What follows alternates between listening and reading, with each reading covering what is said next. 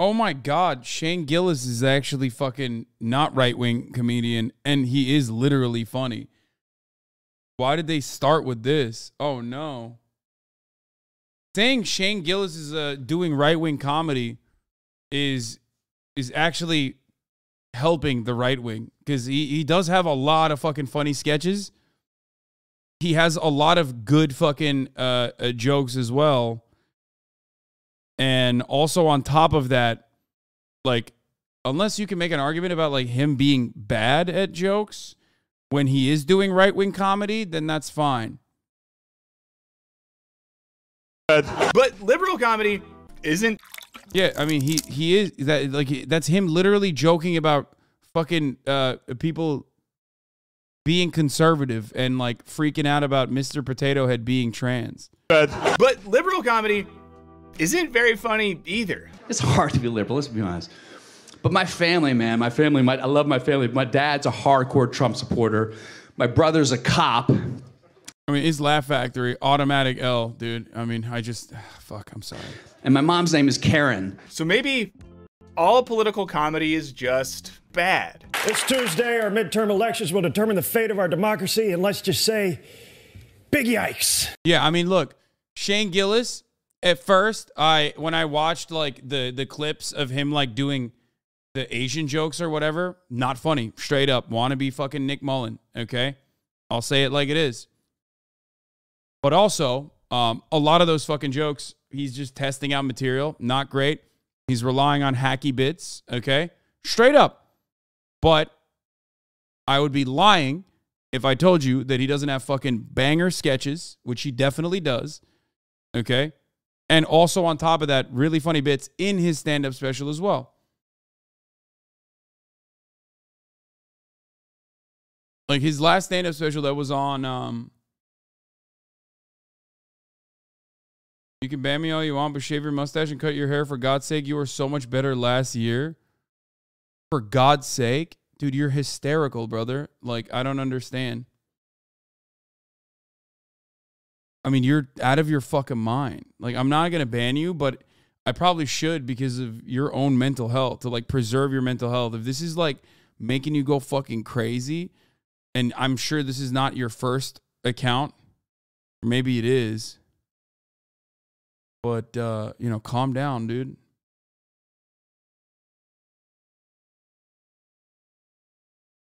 Anyway. As far as Shane Gillis goes, though, yeah, the fucking Asian jokes were so bad because they were hacky as fuck. They weren't good jokes. But ultimately he has like some decent bits about his Trump supporting dad, about Fox News. There's a lot of good stuff in there. Now, politics and comedy have long been strange bedfellows, but in recent years, things have escalated. Late night shows have gotten even more partisan, with hosts sounding more and more like pundits and activists. On the other side, Fox News has one of the most popular comedic late night shows on the air, and a generation of younger right-leaning comedians have taken to the internet to show the world that Republicans can be funny too. Damn it. It was the year that I finally came out to all my friends, and it's really hard telling people that you care about something about yourself that you know is going to push them away. But I couldn't hold it in anymore. I had to let them know that I am a Republican. Even if sometimes they have to explain their own jokes, like the Babylon Bee did. Which brings us back to the question, does political humor generally suck? Let's find out in this Wisecrack edition. Is right-wing... I think political humor does suck because politics is supposed to be extremely serious. So when you're a political comedian, your jokes suck. If you're a comedian who makes fun of politics, you can make a lot of political humor work. That's it. Comedy funny. Let's start with something that's always hilarious, definitions. According to philosopher Todd McGowan, comedy occurs when we are surprised by a conjunction of lack and excess, an excessive response to lack, or the emergence of lack occasionally. Is that why you're not funny? Yeah, exactly. No, that is why.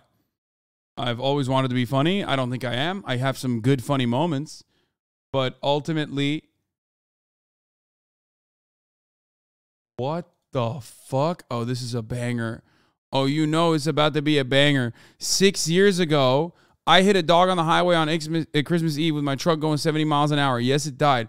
Thanks for reminding me every Christmas Eve. Unlike you evil bastards, all dogs go to heaven. Merry Christmas, everyone. Oh my God.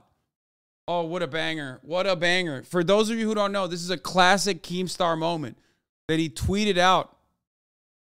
He tweeted out that he hit a dog on Christmas Eve going on the highway, on his truck, going 70 miles an hour. Where's the classic? I mean, this is something that people quote all the time. It used to be something that people used to quote all the time.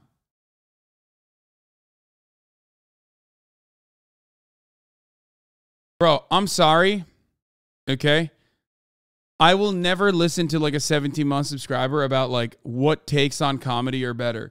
I love Cody, but like you literally said, this 17-minute video from fucking Wisecrack is not good enough. Here's a way better video about conservative comedy, and it's an hour long. Okay? It is 1 hour long. You are fucking crazy, dude. Like, you're a crazy person. Here's the Keemstar tweet. I just hit a dog going 70 miles on my truck. Such a shitty Christmas Eve right now. It ran right up on the highway. I hate this year so much. Yes, it died. Banger.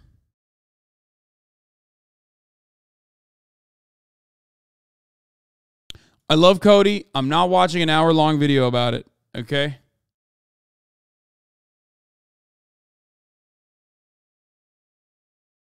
By excess reveals how every lack is excessive. I'll be back in a second. Every excess is lacking. When the coincidence of lack and excess surprises us, this is the comic event. McGowan uses the Black Knight scene from Monty Python's Holy Grail as an example. 'Tis but a scratch. A scratch? Your arm's off. No, it isn't. For McGowan, the more of his body the Black Knight loses, the surer he is of his eventual victory, and the more he taunts his opponent with his own superiority. He thus embodies lack and excess simultaneously. It is this disparate connection that provides the key to grasping the comic. If you want to hear more from McGowan, check out the interview that I did with him earlier this year. We'll drop the link in the description. Now, for philosopher Simon Critchley, humor is produced by a disjunction between the way things are and the way things are represented in the joke, between expectation and actuality. He clarifies this via the incongruity theory of comedy, something he says shows up in people like Kant, Schopenhauer, and Kierkegaard. Now, this is when humor is produced by the experience of a felt incongruity between what we know or expect to be the case and what actually takes place in the joke. Take the famous Andy Kaufman Mighty Mouse sketch. Now, we expect him to sing along, but this expectation is disrupted when he just stands there. After we then expect him to just stand there, he disrupts expectations again by enthusiastically lip-syncing one line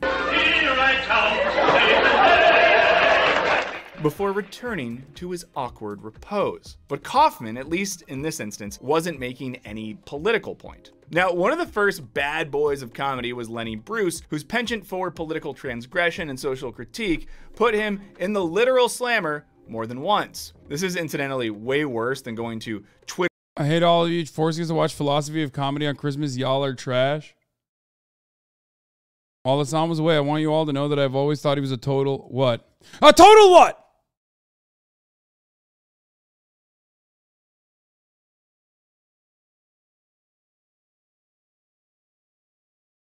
I have had so many motherfucking takes on this issue, dude.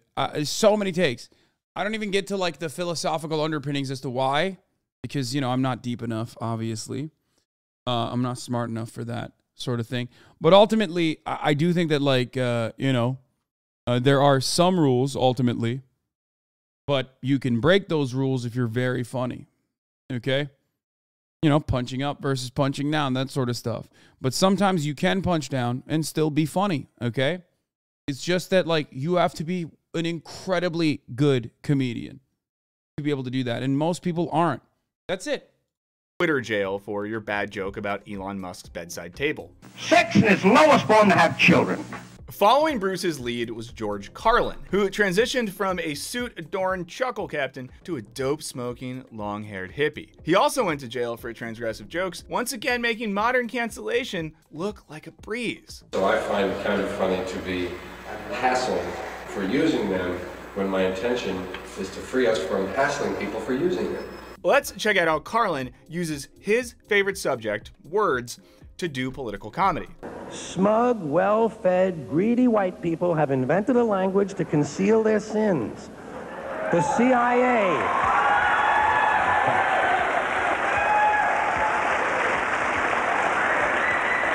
The CIA doesn't kill people anymore, they neutralize someone. Or they depopulate the area. The government doesn't lie, it engages in disinformation. It's not the Department of War, it's the Department of Defense, which it used to be called. Pentagon actually refers to and measures nuclear radiation in something they call sunshine units. Israeli murderers are called commandos, Arab commandos are called terrorists. Conservatives refer to the Contra killers as freedom fighters. Well, if crime fighters fight crime and firefighters fight fire, what do freedom fighters fight? Yeah, this clip's great because what you see Carlin doing is using something really straightforward, language, and kind of luring the audience in and using it for a really political purpose. So kind of exposing something excessive contained in the space of language and doing something political. Like you can hear some uncomfortable laughter there. Okay, so were Bruce and Carlin funny? Yeah, of course they were. Now, many have turned them into examples of the... Bro, this is a fucking thing that describes comedy. Okay, guys? Of course it's explaining the joke. This entire video is about explaining the joke. It's going to keep explaining the joke. Yes. A lot of chatters are upset that he's explaining the joke because, what? You watch me, motherfucker. That's all I do. Half the time I ever show a joke on this broadcast, I have to explain it. Okay? Calm down. Comedian philosopher, unafraid to tell the truth even when it ruffles society's feathers, like cocktail lounge frequenting versions of Socrates. And Carlin is especially revered by both the right and left as a model of a comedic truth teller with no regard for PC culture. According to Critchley, these examples represent true humor as the jokes change the situation. This might be one of the most informative videos for like a neurodivergent audience ever, because like it gives you the footprint on what to laugh, how to laugh at it, and why it's okay to laugh at it. Like this is literally, if there was ever a video that was created that was like a 17-minute format, it is for my neurodivergent audience, that my neurodivergent leftist audience that refuses to understand what context is, what nuance is, what jokes are, and thinks that laughter is bourgeois decadence. Okay? A small taco. Thank you for the 10 gifted subs. You're a big taco in my heart. Something about who we are and the sort of place we live in, and perhaps indicate to us how it might be changed. And following this, it seems pretty clear that right-wing comedy is absolutely possible in so much as there are several liberal structures deserving of critique, as clearly seen in the HBO series Veep. So what's the difference between Carlin ripping on American culture in the 70s and contemporary comedians taking liberal culture to task? Now, for McGowan, a crucial distinction is that all real comedy has to have an egalitarian spirit that must reveal that the social authority itself is not simply a discursive entity, but necessarily lacking. Which means that comedy should be pointing to the emptiness of dominant social authorities, you know, things like governments and religions. Strange women lying in ponds distributing swords is no basis for a system of government. But according to McGowan, the problem with most comedy is that it hides a secret investment in the wholeness of the authority that it mocks, or in the position excluded from the authority, which means... I'll just say it like this, okay? Right-wing comedy can and often is funny. I do it all the fucking time. It's just like you have to understand that the person delivering the right-wing existence, which is inherently funny, because comedy is about pulling the contradictions out, and conservatives live in a sea of contradictions. You just have to recognize that it's someone who is not right-wing doing it.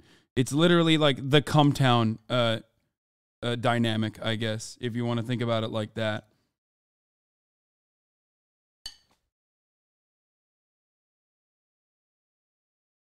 Right-wing comedy is ironically funny when done by someone on the left to mock them. Means that most comedians remain too enmeshed in dominant social structures to really criticize them. It'd be like Socrates, but if he was too invested in Athenian social structures to push his students to see its flaws. And along with their willingness to be arrested for their comedy, Bruce and Carlin both seemed to embody something of this egalitarian spirit, and that neither showed much investment in any type of social authority. Now, this is the sort of position that could allow them to be critical of both poles of American political culture. And it might seem like this makes it easy to write off right-wing comedy, which often has an explicit investment in authorities like the US government, the free market economy, and Christianity. But this is precisely what Matt Sinkowitz and Nick Marks warn against in their book, That's Not Funny, How the Right Makes Comedy Work for Them. It has a pretty cover, and I want to note, in case you're in the comments, like, they won't stop talking about Marx. Nick Marks, not Karl Marx, different guy, okay?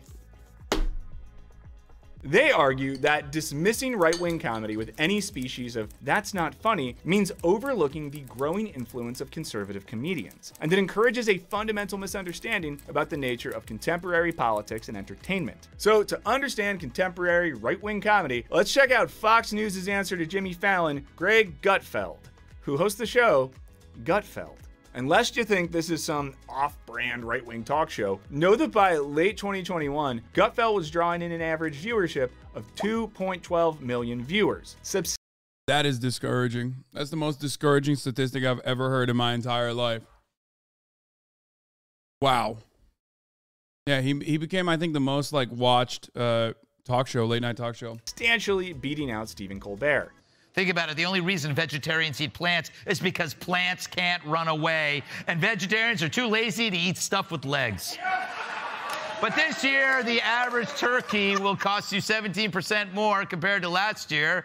I should have bought this year's turkey last year, or next year when I fix my time machine. At my most charitable, okay, so maybe the lack of turkey available is pointing out the excess of inflation and other economic issues facing the country, thus forcing the viewer to reflect on all the proverbial turkey they too aren't consuming. Or maybe, just maybe, the joke is that eating plants is dumb and like un-American.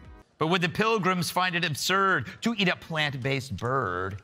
It seems like it probably falls into what Critchley describes as the comedy of recognition, which seeks to reinforce consensus and in no way seeks to criticize the established order or change the situation in which we find ourselves. This kind of comedy basically boils down to that Once Upon a Time in Hollywood meme with Leo pointing at the TV. Maybe you're thinking that analyzing a...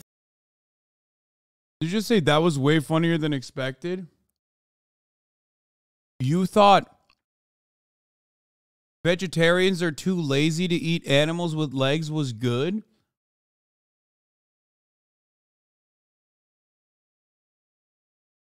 Bro, you are worse than every fucking woke scold I've banned in here for crying about like a joke. I'm not even kidding. Unironically, that is like impressive that you found that to be in any meaningful shape or form funny. That's crazy, bro. That's crazy that you laughed at that. Like, I ban a lot of fucking leftists and liberals in this chat for rad-libbing it up anytime, like, a joke happens. And I have to fucking describe it, and then they get mad anyway because they didn't understand the context.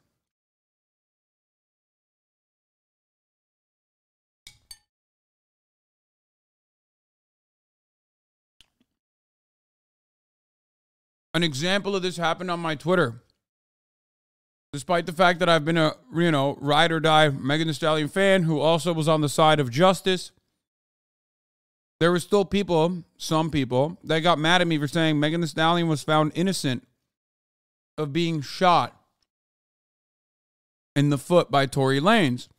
And people were like, oh, dude, you're so misogynistic. And it's like, you just didn't understand what I was saying, and now you're just upset at me.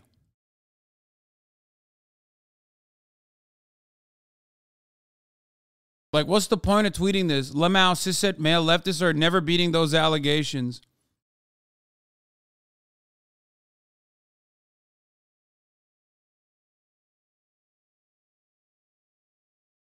And then when someone calls them out and says, like, yo, you're wrong, actually. Like, he's defending Megan Thee Stallion. He was kidding. On a stream, he defended for hours against academics. Just look at his other tweets. Well, given everything, it's hard to tell, but okay, perhaps he has improved. It's like, what did I improve? People have their own preconceived notions and they just refuse to let go of them. But a lot of people, especially who consider themselves to be on the fucking left, love having this sort of fucking take where it's like, oh no, you know, you did something, I didn't understand it, so you're at fault somehow. It's very selfish.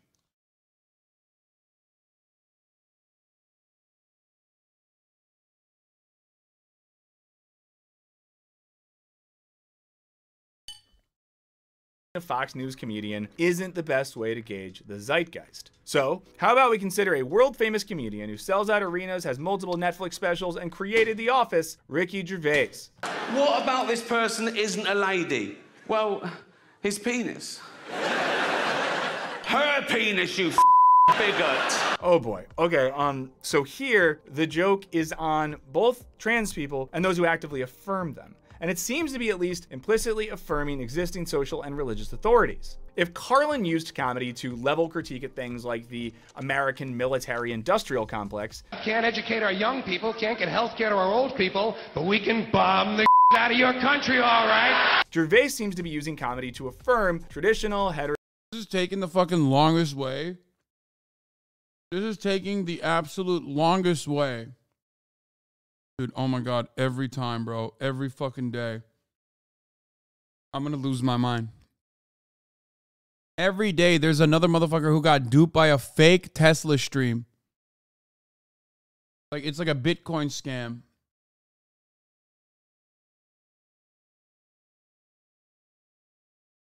Every day, there's like a person in here with 20 months of subscribing to the HasanAbi broadcast. That means like 20 months of fucking avoiding ads at the top of the hour. 20 months of avoiding the ads in the middle of the hour. You know what I mean? The 1 minute ad break. I just ran, by the way. And he still can't fucking avoid fake news, getting fake news.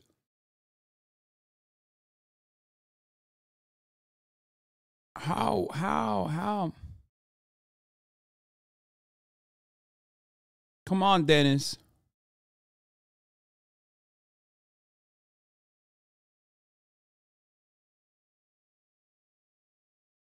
Bro, we dumb as fuck. I mean, sure. In my opinion, racism is bad. Oh, dude. No edgy political takes like that. You know what I mean? That's political. That's political. You can't be coming at me with some bold stances like that. Heteronormative culture. I know the new women, they're great, aren't they? You know, the new ones we've been seeing lately, the ones with beards and cocks. They're as good as gold. I love them. One punches at power. One at the marginalized.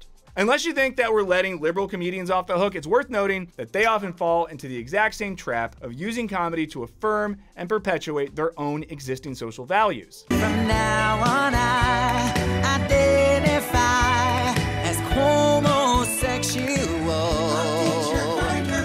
In fact, we did an entire video on this topic. We'll link to it in the description. Check it out. But don't be like, why didn't you do this about liberal comedy shows? We did a whole video on it, okay? So if contemporary comedy on both ends of the political spectrum seems to fall short of these philosophical understandings of humor, are there comedians engaging in social and political commentary in a way that's actually funny? Okay, here's an example from British comedian James Acaster, in which he's seemingly riffing on Gervais and Dave Chappelle's. Bro, I swear to God, Wisecrack is just every chatter combined. You motherfuckers pointed this one to me, sent this to me so many fucking times, dude.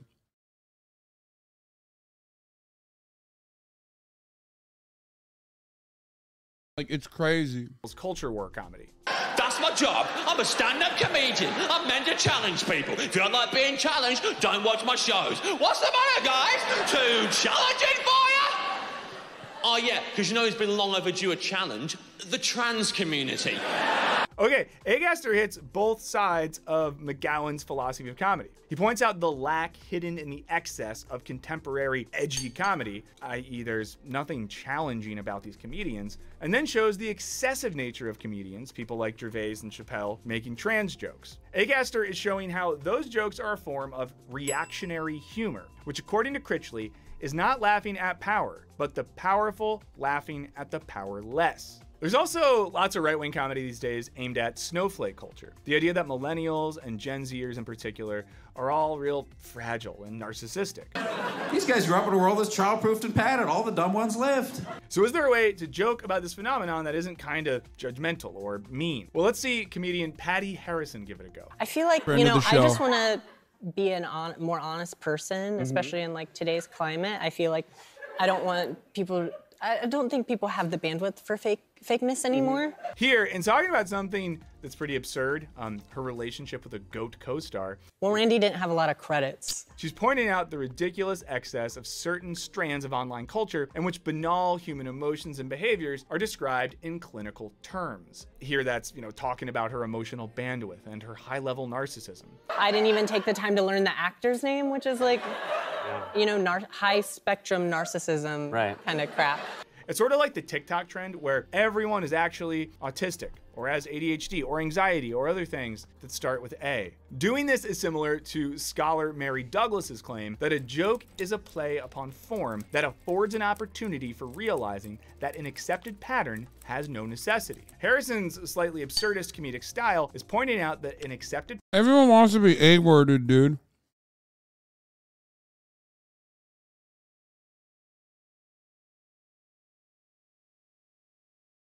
That statement forever broke me. When that chatter said, is he A-worded? I was like,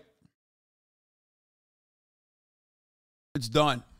I will forever. That changed the course of history for me and the way I communicate, okay? You took something that could be contextually appropriate, like a medical diagnosis, okay, or even speculation, which is inappropriate, but still, like, it's not meant as a pejorative, and turned it into a pejorative. It's awesome. It's so good. You literally, like, it was so creative. It was such a creative use of language. I love it.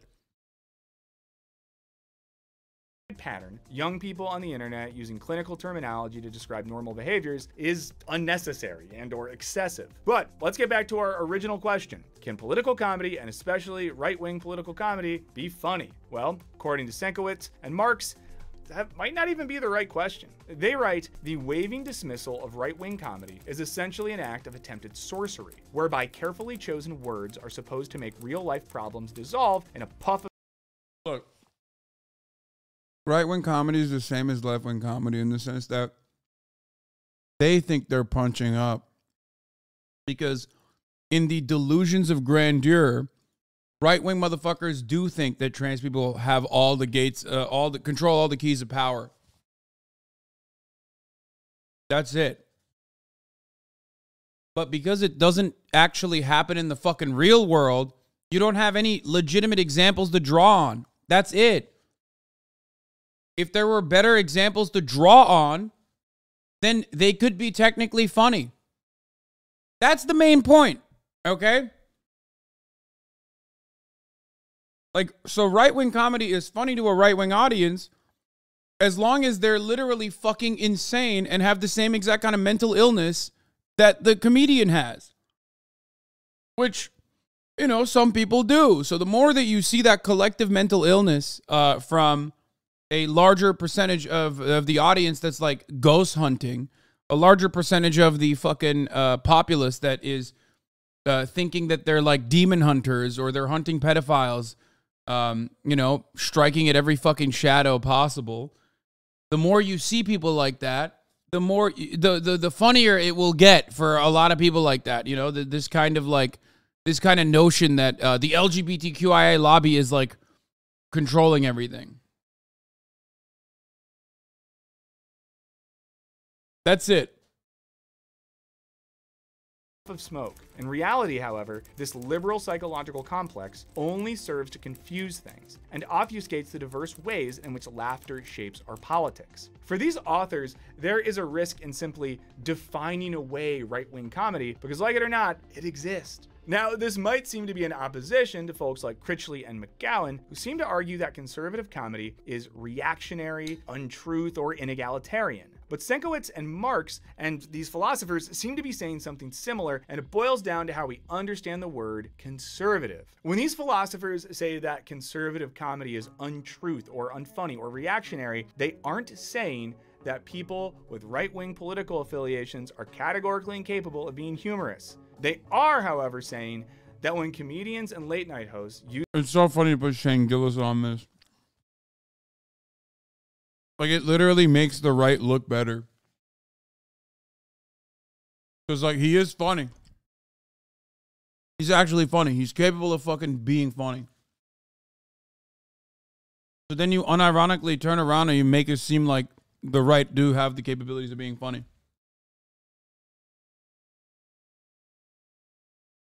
That stand-up special features like 30 minutes of him just shitting on his fucking Trump-supporting dad. Ricky Gervais is right wing? Oh, fuck yes. Oh my God, are you kidding me? Ricky Gervais is 100... He's British, bro. I'm sorry. Can't overcome that. Hard.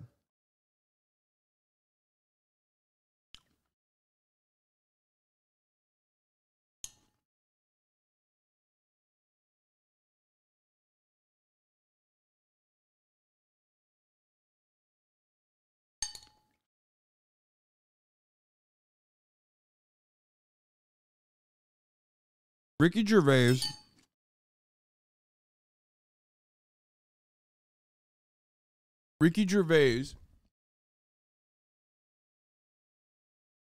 was fine for the majority of his career until he decided to make his entire comedy. I mean, he was always like fucking annoying. He was always like, oh, aren't I being persecuted for being atheist, right? Like that kind of guy.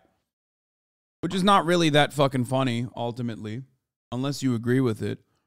But he was funny when he was self-deprecating. Not funny when he's fucking shitting on trans people and then turning around and making his entire stand-up special about how cancel culture is so bad, how fucking, you know, trans people are awful, and they're just like taking up all this space, and everybody fucking cares about them, and you're in the... you know, you're in the pocket of big trans, basically. Everyone's in the pocket of big trans. It's like, bro, you're fucking delusional, dog. Use their platforms to either simply prop up systems and figures already in positions of power, what Thomas Hobbes described as sudden glory laughter, or to call for a return to some type of regressive past, what Sienkiewicz and Marx call paleo comedy. They are missing out on what comedy can and should do. And again, the same goes for contemporary liberal political comedy, where it's become increasingly common to get laughs off jokes about how climate change is real and vaccines are good and Biden is daddy. If you answer this first question right, I will hand you $500 in cash. Listen carefully. Will any of you just take the COVID vaccine right now? Anybody? Hell, even historically apolitical comedian John Mulaney ruffled liberal feathers when he gave an SNL monologue that acknowledged that no matter who won the 2020 election, nothing would really change. Or we might have a new elderly man, but just rest assured, no matter what happens, nothing much will change in the United States. The rich will continue to prosper while the poor languish. Seriously, that clip feels so awkward. Everyone's laughing, and then he brings up this kind of harsh truth, and everyone's like, because much like many right-wing comedians, lots of liberals don't want authorities and social structures to be criticized. Or they're social fascists. The more tolerant arm of fascism. That's right. I'm sick and tired of it, dude. Maoist third worldism. Marxist, Leninist, Stalinist, Maoist third worldism. All of the above. For some type of fundamental... You know, notoriously funny guys. Everybody thinks of... When you think of, like, who's a funny guy, you think of someone who calls themselves a Maoist third worldist. Like, that's who I'm always thinking of.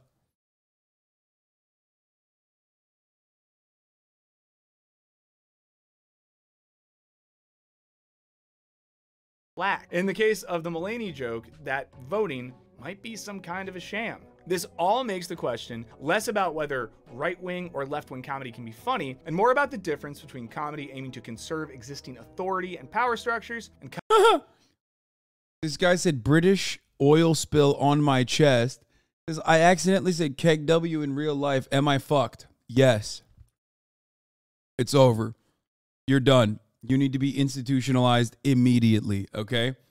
Or just keep doing what you're doing, which is like you are slowly but surely going to stop being around human beings because you're now fully a Twitch frog. You don't really need to make any sort of serious change in your life. Going forward, it'll be easier for you to survive because you're going to be inside a lot. Comedy willing to question them. And while this doesn't mean that right-wing comedy doesn't exist, it does mean that often this type of comedy just, well, isn't very funny.